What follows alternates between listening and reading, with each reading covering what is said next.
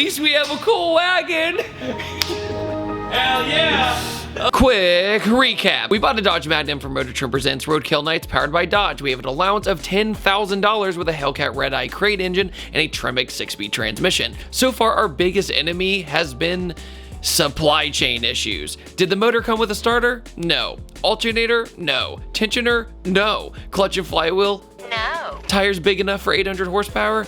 Definitely not. But we have made do with what we have. You know what else I got in short supply? Sleep. I definitely need some of that. We put the motor in the car, started on the fuel system, and finally got ourselves a clutch. I haven't uploaded in a while and I really apologize, but I promise the hard work we've been doing has been worthwhile. I've been trying to find some time to edit while also shooting crazy car reviews, which you'll also love. So with so many challenges ahead, in this video we continue the parts we tend to overlook and also one single part saving our entire build. And oh yeah, we try and start it and really annoying things ensue. So let's get into it.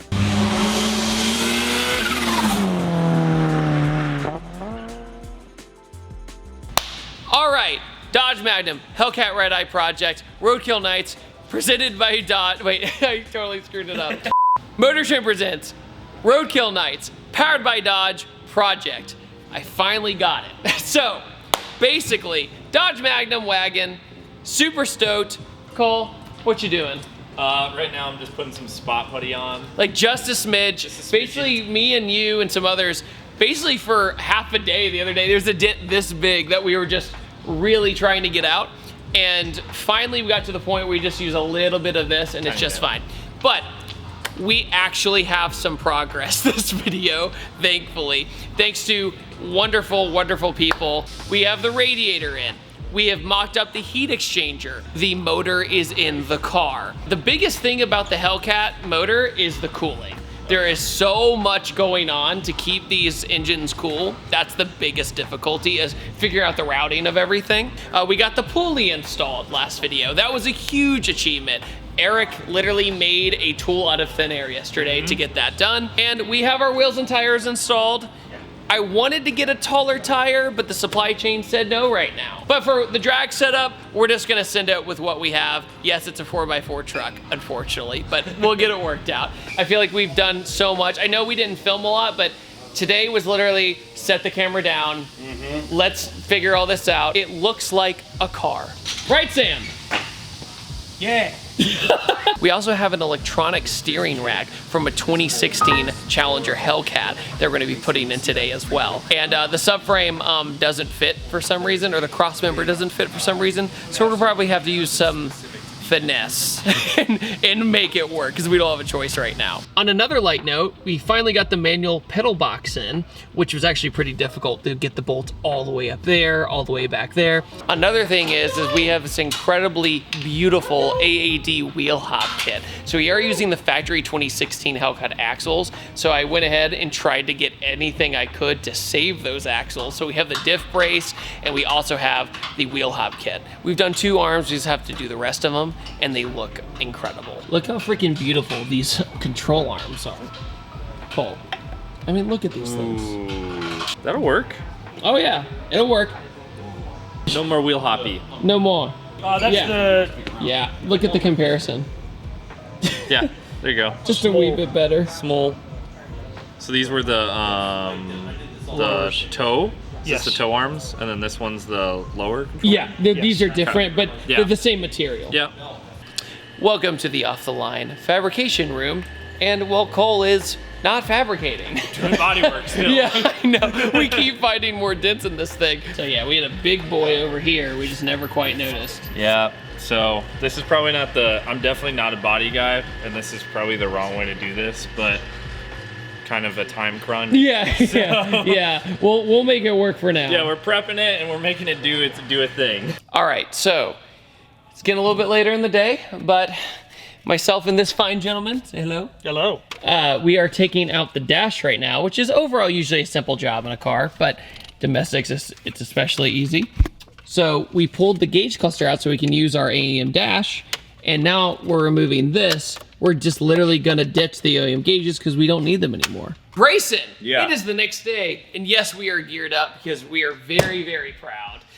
Sikky literally The day before today, Yep. we gave them a call. I said, hey man, we're in a desperate situation. We need the baddest, sickest shifter extension you got. I've worked with Sikky in the past. Their products are like chef's kiss, like made in the USA, and they're absolutely gorgeous. So they were so kind to basically sponsor us with this. Yep. I'm so excited to open it for you guys. So this is gonna solve our shifter issue. We were 15 inches away. Yeah, we were way off. For where Way off. I need to put my hand to shift the car. They're absolutely incredibly talented people. They design everything in-house. Oh And man, look at this. that's nice. Look at that. That's really nice. That's amazing. Yep. So the original shift point is probably right here. yeah. It's probably somewhere right here. Yep. This brings it all the way back. And look at the linkages. Like, look at how looks so intricate nice. it is.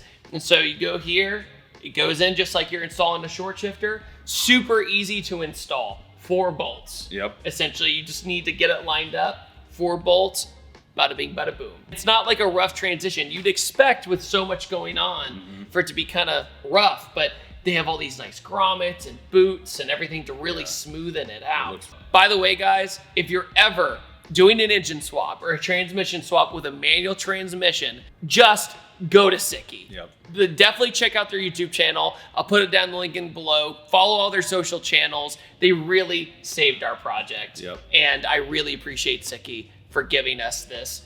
If you ever need a shifter extender, they have everything from a 2-inch, basically all the way to here, I believe, to like a 4. So you can, this is the biggest one they got. Yep. So because Which we is needed, good because this is what we needed. yeah, because worst comes to worst, Grayson, if I have to reach just a little bit, that's all right. Yep. But it was under the radio, so Yeah. that wasn't. It was in the dash. Yeah. And if you want to learn more about Sikky's products, tutorials, and builds, check out their YouTube channel, Sikky TV, and I put the product links in the description below. Grayson, we Yes. just had a huge win with our fabricator, Eric. He's an MVP. He really is. Look at this. So the reason we did this was we were concerned about getting a 7/8 hose, which is what it was. It was a 7/8 heater hose, and bending it the way that we want and getting it to form the way that we want without kinking. And this is the solution to that right here. This is an AN fitting, and we had to have Eric take this pump cover off, disassemble the pump, and then weld these AN bungs onto it. But this, like I said, this is gonna make our lives way easier because we can use these 90-degree fittings, we can use straights, and we can use 45s. They even make like 180 and like all sorts of different bends to really get this the way that you want and make it perfect. Having a fabricator in-house is Game it's changer. a cheat code, dude. It's a cheat code. Look at this. So I want you guys to look at this radiator and say, that's what he modified. This. So this is the OEM hardware, the OEM spacers from BMP Performance, and then he made a bracket and did these welds. Look, these are the factory welds. And Andy has a steel bracket here. So these are aluminum here, right? Oh, I'm sorry, You're guys. okay. So these are aluminum welds, right? And that's the aluminum bracket. That's sweet. Now he has this stainless piece here that he's going to actually weld to the crash beam. So, I mean, it's literally going to be like it was meant to be there. All right, it's the next day. We got a lot done, mostly parts runs the rest of the day after that clip. But another thing is, we actually had the shifter from a TR6060. That was our bad. It had the wrong bolt pattern on top of the trans. Yep. This is T56 Magnum, which is good news because it holds more power. Sikky was so cool that we shipped that one back I just showed you. And then they overnighted the one we needed. And it got here at 9 a.m. this morning. They saved us. They saved our project again. Yeah, so the first step was to drill a hole. So I drilled a big hole in the chassis. Sorry, dude. and now if you get under here, you can see we have it mounted up.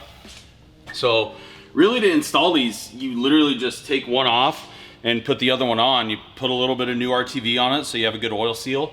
There was no modification to the transmission required at all. It was a direct fit.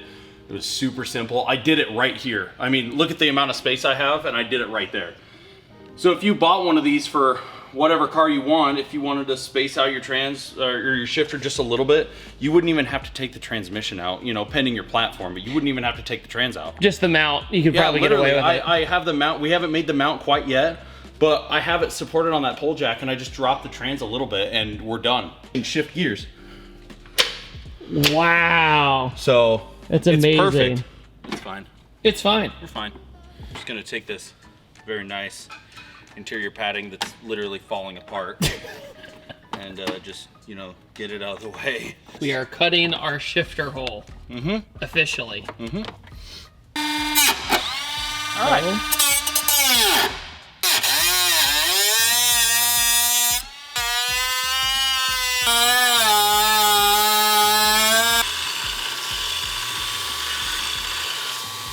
Okay, so it is.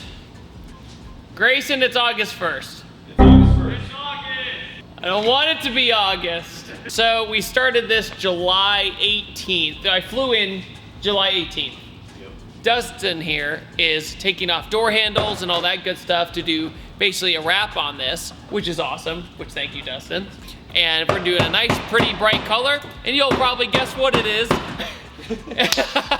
Along with that, Grayson is working on the fuel system in the back seat right now. And right now we're waiting on radiator hoses, which nobody had in stock.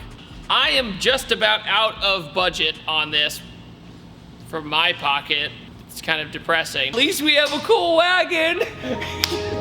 Hell yeah. Grayson, what are you up to over here?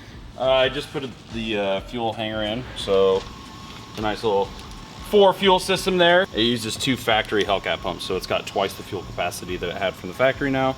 Let's wire that up, plug power and ground into the factory Mopar crate engine harness, and hook this thing up, and eventually by the end of the day, push that button right there and have things go, Boom. blah, blah, blah, blah, blah. So that'd be really cool. While I'm doing that, Would it be cool, Grayson? it'd be so cool. The guys from the drive shaft shop should be hitting us up here shortly. They said Monday at the latest they'd have the drive shaft, and it's Monday. So things are starting to, like, it's that 5-yard line. We're in the red zone, so it's very close to being finished, but there's still a lot of little tedious work to do before we can actually call it a finished job. Look at that. What do you think, Grayson? That's nice. That's nice. So this is the piece that, is the paint still wet, you think? Might be a little tacky. A little tacky. Oh, it's beefy. So that's the flange we're waiting on. Yeah, that looks good. That's awesome. Yeah. Grayson, I feel like we had a huge win. We did. Dynamic drive lines here in Iowa absolutely saved us, and obviously the drive shaft, as you saw, is amazing. Do I look tired? Yes. Me and Grayson. I'm not tired. Yeah. I'm not tired. Okay. I'm not stressed. Okay. I'm not stressed. I mean, it's not that I'm stressed. It's more like just I'm anxious for that drive shaft in the trunk. But yeah, I'm more like anxious for that 5-yard line, like you were saying. Like, we're so close to starting the car. So once we start it, I feel like we're gonna get so much more ambitious and like, we're gonna get this done. We're almost there. And Eric, our fabricator, has saved our lives. So thank you, Eric. Grayson, throttle buddy just actuated. It did. I done heard it. It did. It moved. It's doing it. He's gonna boot the starter. So why do you use water first, Grayson? In case there's any leaks. We don't waste coolant. Hey, you don't waste coolant, and it's way easier to clean up. Thanks, Dodge. For what? They put this bleeder screw right at the top of the, right behind the thermostat, so you can, you know, get halfway done bleeding the cooling system. Yeah, you can hear the air. Oh yeah, you can. So you're gonna set fuel pressure, Grayson? Just getting ready to. The car has to be idling in order to do that accurately. So I'm just gonna figure out which Allen I need. Then we'll pull the vacuum off, which we can do right now. Maybe. We'll pull that off. And then once it's idling, we'll set fuel pressure with the vacuum line off. Then once Sam says it's good, we can put the vacuum on back. Okay, moment of truth coming up. I'm not nervous. No leaks on that side? Nope, but I can see. Nothing obvious. Looks good. Here, we need the spirit fingers. Yeah. Whatever he has been fingers. It's gonna be terrifying when loud. It will be terrifying. Be about it, wagon. Made a TikTok where I was like, frantically checking over my car because Sam's about to start it, and then you go over to his laptop and he's like on Facebook. Yeah.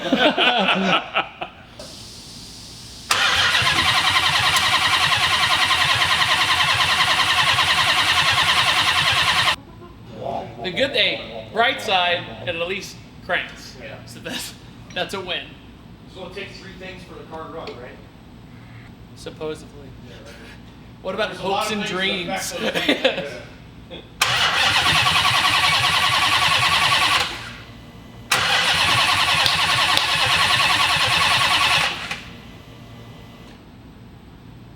Fuel pressure? No. Turn that knob.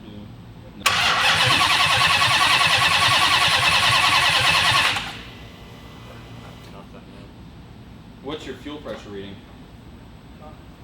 Still none? Yeah, I don't have RPM either. You don't have RPM. Crank sensor. Where is that at?